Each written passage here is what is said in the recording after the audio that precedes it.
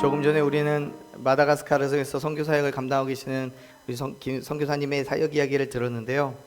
그냥 하는 말이 아니라 선교 사역이 정말 힘듭니다.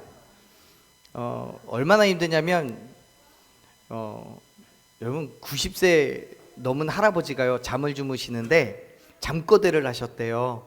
옆에서 손자가 듣는데 자꾸만 할아버지가 안 가 그러시더래요.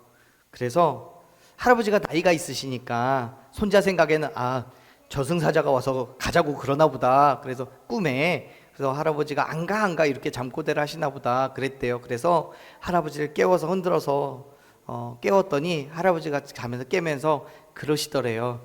아이씨 군대 가는 꿈 꿨네 그러셨대요. 여러분 그렇게 힘들어요. 90세 넘은 할아버지가 군대 가는 거 싫어하듯이 그만큼 선교사역이요 뭐 국내든 국외든 다 힘듭니다. 근데 그 어려운 선교사역을 감당하고 계시면서 자신의 삶을 헌신하시고 희생하시는 그 선교사님들의 그 사역을 보면 너무 존경스럽죠. 여러분 위에서 기도해 주셨으면 좋겠어요. 우리가 하기에는 너무 어려운 일들 그리고 능력도 안 되는 일들이잖아요. 너무 멋있다는 생각을 합니다. 여러분 선교는요 모든 그리스도인들이 할 일이에요. 왜냐하면 하나님의 명령이기 때문에 그래요. 우리의 각자의 삶에서 여러 가지 모양으로 하나님의 나라를 세워가고 있죠. 각자의 삶에서 하나의 목표를 가진 하나님의 동역자들입니다. 아멘? 네. 그러니까 사랑하는 여러분, 우리 하나님께서 주신 은사대로 있는 그 자리에서 하나님의 나라를 그렇게 세워가도록 열심히 서로 동역했으면 좋겠습니다.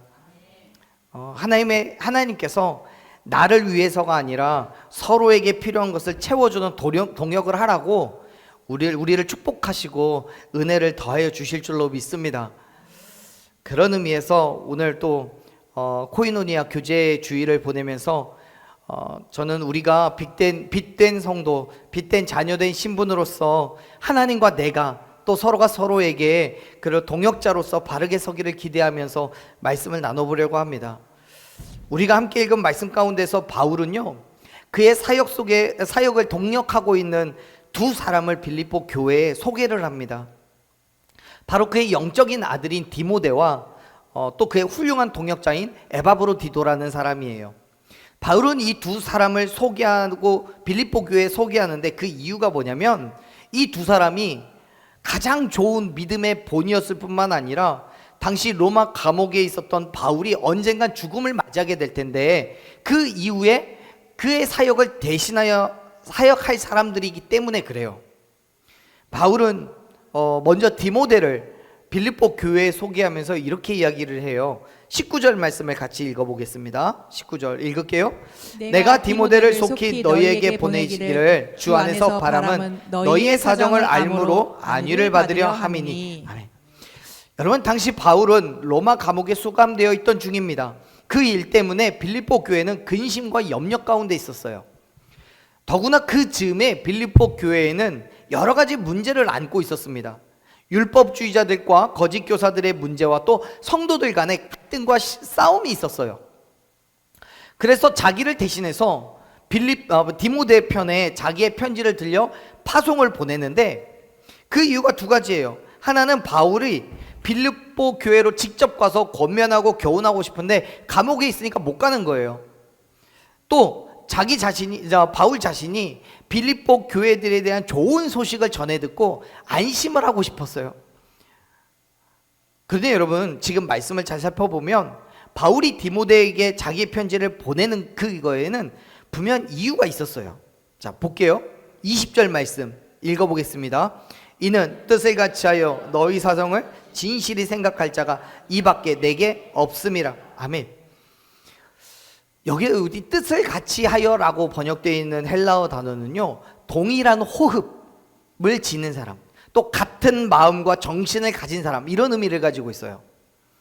즉 바울은 디모데를 보면서 나와 완전히 같은 마음을 가진 사람이라고 이야기하고 있는 거예요. 그렇기 때문에 바울이 교회를 대하는 그 마음과 바울이 교회를 대하는 그 마음과 디모데가 교회를 대하는 그 마음이 같았기 때문에 바울은 디모데를 보내는 거예요. 그래서 이 디모데로 하여금 이 빌립보 교회에 있는 그 문제가 해결될 수 있다라고 믿는 거예요. 사랑하는 여러분, 저는요, 저와 여러분이 하나님과 같은 마음을 가진 하나님의 자녀이기를 소망합니다. 물론 불완전한 인간이에요. 우리가 완전하신 하나님과 근본적으로 같은 마음, 같은 생각을 갖고 있다는 것은 불가능하죠. 불가능한 거예요. 그러나 역설적이게도 우리는 하나님과 같은 마음을 품어야 돼요. 왜요? 그래야 우리가 하나님의 사역을 감당할 수 있기 때문에 그래요. 자, 보시게요. 고린도전서 3장 9절 말씀을 보면 바울이 이야기해요. 우리가 뭐라고요? 하나님의 동역자라고 얘기해요. 하나님의 밭이라고, 하나님의 집이라고 얘기해요. 여러분, 우리가 하나님의 마음을 품어야 되고 하나님의 뜻을 같이 해야 되는 건 우리가 하나님의 뭐이기 때문에요? 동역자이기 때문에 그래요. 아니, 하나님의 마음을 품는 것만으로는 사실 해결되지 않아요. 나의 행함이 나의 것이 아니라 오직 하나님의 것이 되어야 됨을 믿으시길 바랍니다. 동역이라는 건 마음만 같다고 동역이 아니에요. 마음이 같다면 같은 일에 같이 힘을 쓰는 거예요. 물론 각자에게 주어진 환경과 처지에 따라서 다른 형태의 마음을 쏟겠지만 같이 가는 거예요. 더 정확하게 표현하자면 내 욕심과 내 만족이 아니라 온전히 하나님께서 뜻하신 대로 하나님의 계획에 따라 살아가는 그 삶이어야 된다는 거예요. 우리가 하나님의 일을 하기 위해서 꼭 필요한 전제 조건이 그겁니다. 바울이 자기가 그렇게 삶을 살았잖아요. 갈라디아서 2장 20절에서 뭐라고 얘기해요? 같이 읽어볼까요? 내가 그리스도와 함께 십자가에 못 박혔나니 그런즉 이제는 내가 사는 것이 아니요 오직 내 안에 그리스도께서 사시는 것이라. 이제 내가 육체 가운데 사는 것은 나를 사랑하사 나를 위하여 자기 자신을 버리신 하나님의 아들을 믿는 믿음 안에서 사는 것이라. 아멘. 여러분, 다메섹으로 가던 그 길에서 부활하신 예수님을 만났어요, 바울은. 그리고 그 뒤로 철저하게 나를 내려놓고 오직 예수 그리스도를 위한 삶을 살았어요. 왜요? 십자가 위에서 예수 그리스도와 함께 내가 죽었으니까요. 2장 20절, 갈라디아서 2장 20절 말씀을 보면요, 바울도 나도 같이 살았어요 라는 말이 없어요. 바울은 죽었어요. 그의 자아가 죽었고요, 자기의 욕심이 죽었고요, 자기의 만족이 죽었어요. 오직 누구만 살았어요? 누구만 살았어요? 예수님만 살았어요. 그래서 예수님의 믿음으로 사는 거예요. 예수님의 마음으로 사는 거예요. 예수님의 행함으로 사는 거예요. 그의 삶이 너무나 힘들고 어려웠지만, 목숨을 내놓아야 되는 위협과 괴로움이 있었지만 결코 포기하지 않아요. 예수님이 아니면 말하지 않고요, 예수님과 같은 행함이 아니면 행하지 않아요. 철저하게 예수님을 본받는 삶으로 결단하고 살았음을 여러분 믿으시길 바랍니다. 그래서 바울이 뭐라고 해요? 고린도전서 11장 1절 말씀을 보면요, 내가 그리스도를 본받는 자 된 것처럼 너희도 나를 뭐 하라고요? 본받으라고요. 사랑하는 여러분, 예수님을 본받는다는 것은 예수님의 생각과 예수님의 마음으로 예수님께서 행하신 것과 같이 살아가는 거예요. 그래서 나를 보는 사람마다 나를 보는 게 아니라 누구를 봐요? 예수님을 보는 거예요. 아멘? 나를 보는 게 아니라 예수님이 보여져야 돼요. 지금 바울은 디모데를 빌립보 교회에 소개하면서 바울이 나와 완전하게 같은 마음을 가진 믿을 수 있는 동역자라고 디모데를 소개하고 있어요. 그만큼 디모데는 바울처럼 빌립보 교회에, 또 하나님의 교회에 관심이 있었고 진심으로 그들을 염려하고 있었던 거예요. 사랑하는 여러분, 세상에 관심을 가지십시오. 하지만 그 관심이 내가 잘되고 잘 살기 위한 관심이 아니에요. 이 땅에 하나님의 나라가 어떻게 세워지고 잘 자라고 있는지에 대한 관심이에요. 그것이 바울과 하나님의 관심이었기 때문에, 또 디모데 또한 하나님과 같이, 바울과 같이 이 땅에 하나님의 교회에 그런 관심을 두고 있기 때문에요. 너희도 나를 본받으라고 말씀하고 있는 바울처럼 저와 여러분 또한 하나님의 마음으로 이 땅을 바라보고 이 땅에 하나님의 나라가 세워지게 우리가 무엇을 해야 될지에 대한 심각한 고민이 저와 여러분 가운데 있었으면 좋겠습니다. 그리고 그걸 그냥 단순하게 생각만으로 끝나지 않고 우리의 삶 가운데 정말 작은 것 하나라도 헌신하고 희생하고 수고할 수 있는 저와 여러분 되기를 간절히 축복합니다. 저는 바울이 디모데를 그렇게 소개한 것처럼 하나님께서 세상에 저와 여러분을 보내시면서 하나님과 똑같은 마음을 가진 믿을 수 있는 자녀라고, 그러한 교회라고 소개할 수 있었으면 좋겠습니다. 그러기 위해서 여러분, 하나님과 같은 마음으로 세상을 바라보십시오.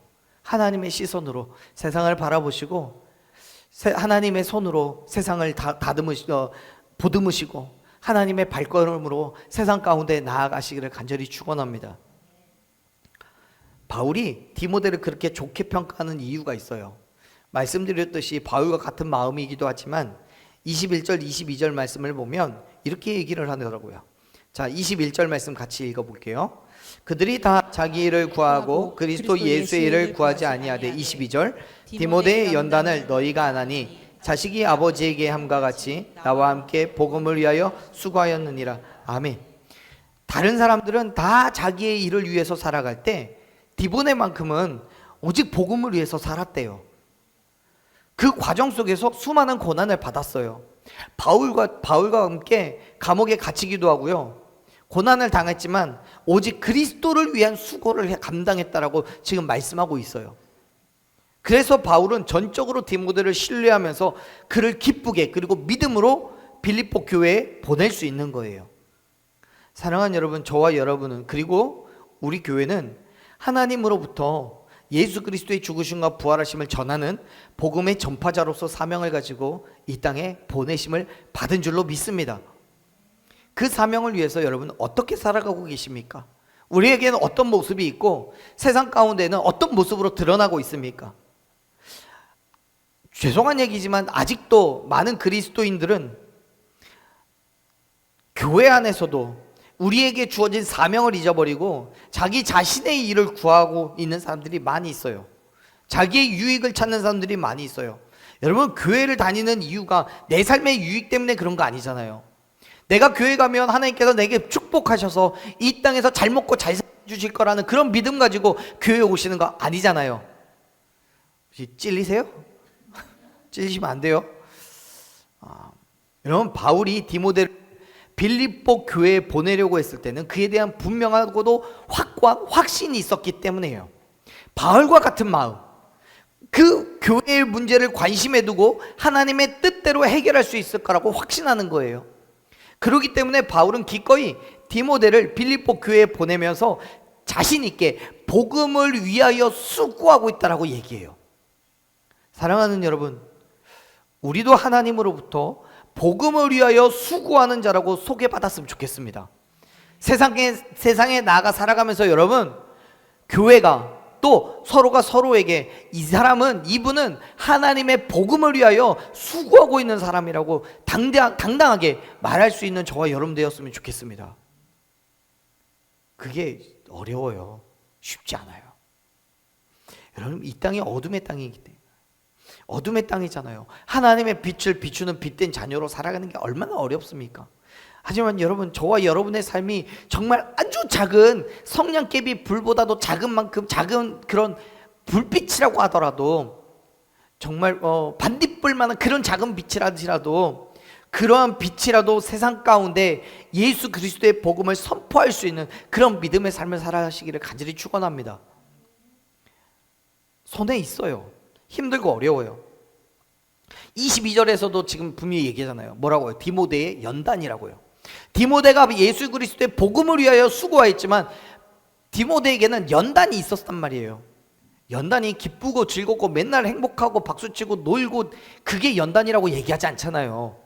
힘들어요. 어려워요. 눈물을 쏟아야 돼요. 괴로워요. 매일같이 낙타 무릎이 되도록 꿇고 앉아서 기도하고 정말 힘듦을 감당해야 돼요. 핍박도 받아야 되고 고난도 받아야 되고요. 시기와 질투도 있어요. 그 모든 것들을 감당하고 있는 게 디모데의 연단이에요. 우리가 짊어져야 될 십자가예요. 다른 사람들은 다 자기 유익을 구하지만 디모데는 그리스도 예수의 일을 구하고 있잖아요. 사랑하는 여러분, 다른 사람들이 전부 다 자기의 일을 구하고 있을 때, 그때에도 저와 여러분만큼은 하나님의 복음을 위하여 하나님의 일을 구하는 저와 여러분 되길 간절히 축원합니다. 기쁨으로, 감사함으로 그 연단을, 그 십자가를 기꺼이 짊어질 수 있는 저와 여러분 되기를 소망합니다. 왜요? 그 연단을 통해서 하나님의 뜻이 이루어지고 그의 나라를 세울 수 있기 때문에 그래요. 바울은 로마서 5장 8절에서 연단은 소망을 이룬다라고 분명하게 선언합니다. 그와 같이 우리의 연단은 단순히 힘듦과 괴로움이 아니에요. 그 일을 통해서 소망을 이루는 거예요. 예수 그리스도의 복음이 선포되고 하나님의 나라가 세워지는 거예요. 그렇기 때문에 사랑하는 여러분, 기꺼이 그 믿음의 삶을 결단하십시오. 하나님과 같은 마음을 품고 세상으로 나아가서 복음을 위하여 수고하는 저와 여러분이 되기를 간절히 축원합니다. 아멘. 자, 바울이 빌립보 교회 소개하는 또 한 사람이 있다라고 말씀을 드렸죠. 이름이 뭐라고요? 어려워요? 에바브로디도요. 에바브로디도입니다. 이 에바브로디도는요, 원래가 빌립보 교회 성도입니다. 근데 바울에게 빌립보 교회에서 준비한 것을 전달하기 위해서 교회의 편지와 소식과 또 선물을 전달하기 위해서 교회로부터 보냄을 받은 사람이에요. 바울에게로.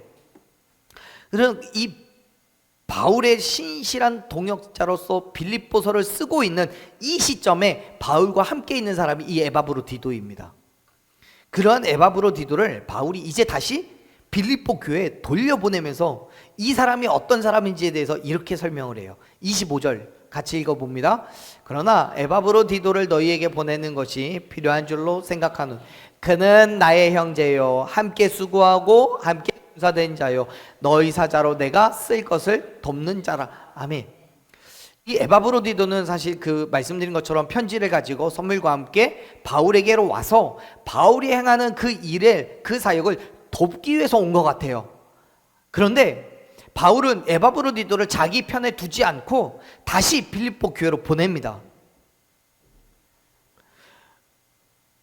바울에게 있어서 이 에바브로디도는 동역자고 형제요, 함께 수고하는 군사된 자라고 이해하는데요, 그만큼 에바브로디도는 바울과 한 마음을 품었고 함께 복음을 증거하고 바울과 함께 하나님을 대적하는 모든 자들과 싸우는 그런 사람이었어요. 물론 여기서 싸운다는 치고받고는 아니에요. 오해하지 마세요.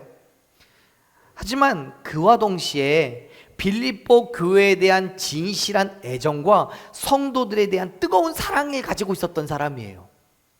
그 마음이 얼마나 컸냐면 자기가 병들었다는 것을 교회가 알까봐 염려할 정도예요.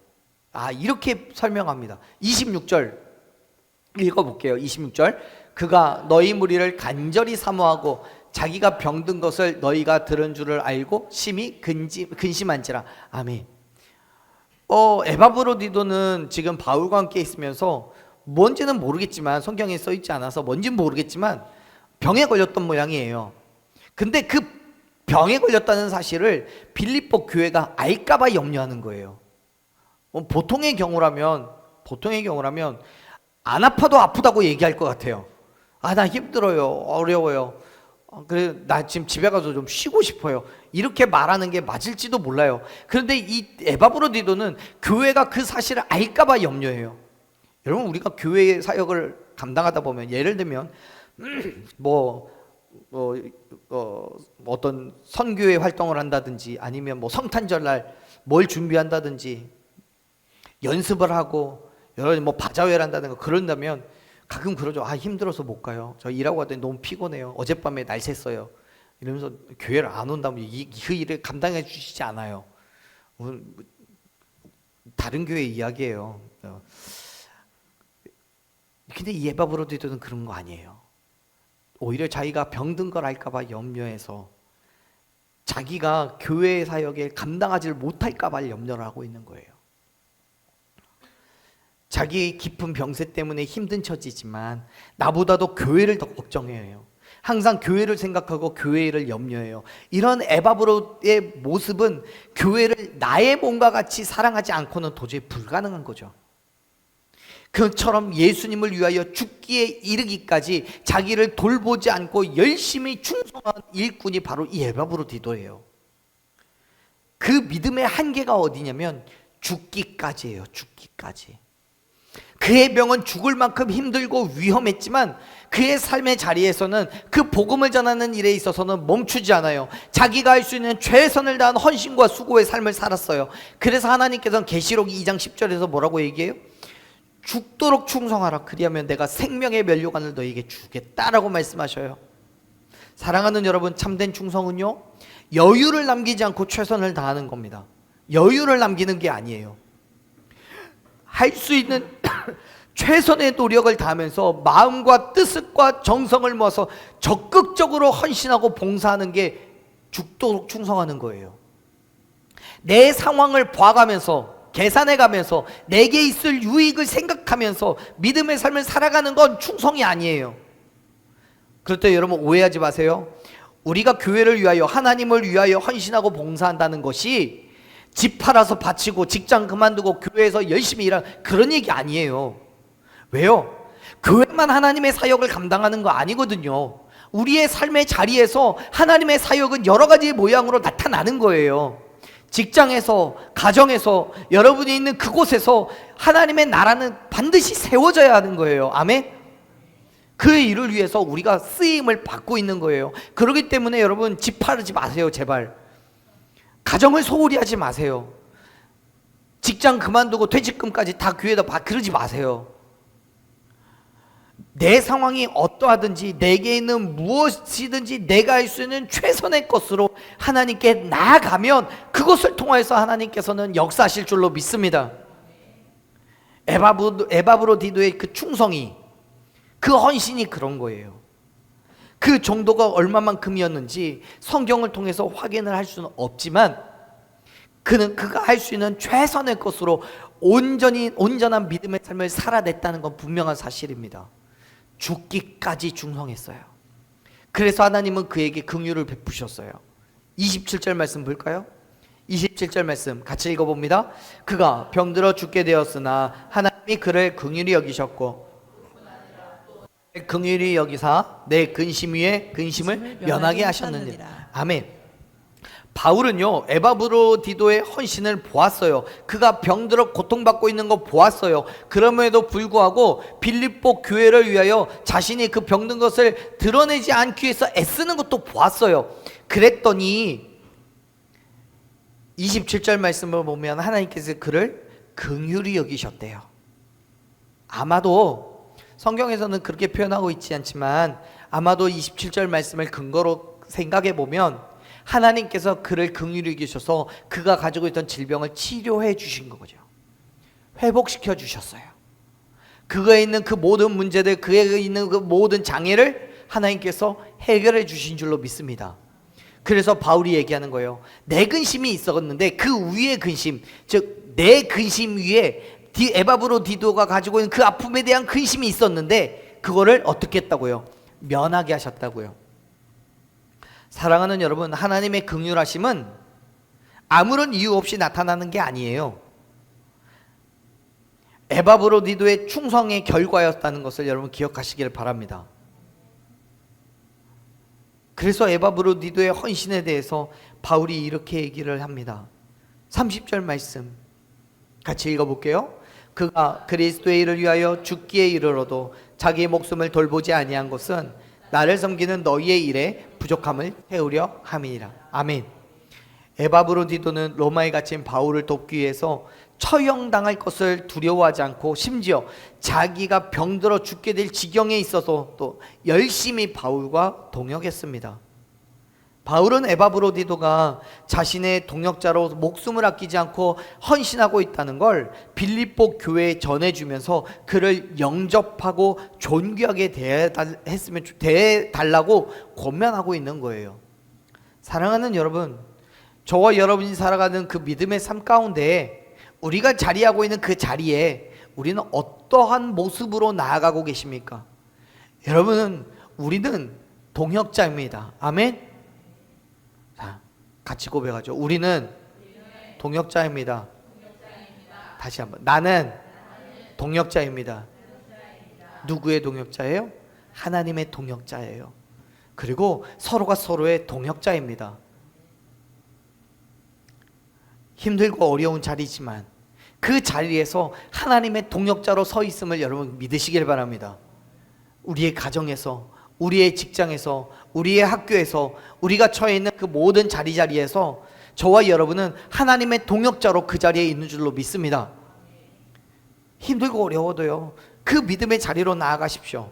하나님과 교회, 그리고 특히 옆에 있는 식구들을 향해서 뜨거운 사랑의 마음을 품고 그 자리로 나아가십시오.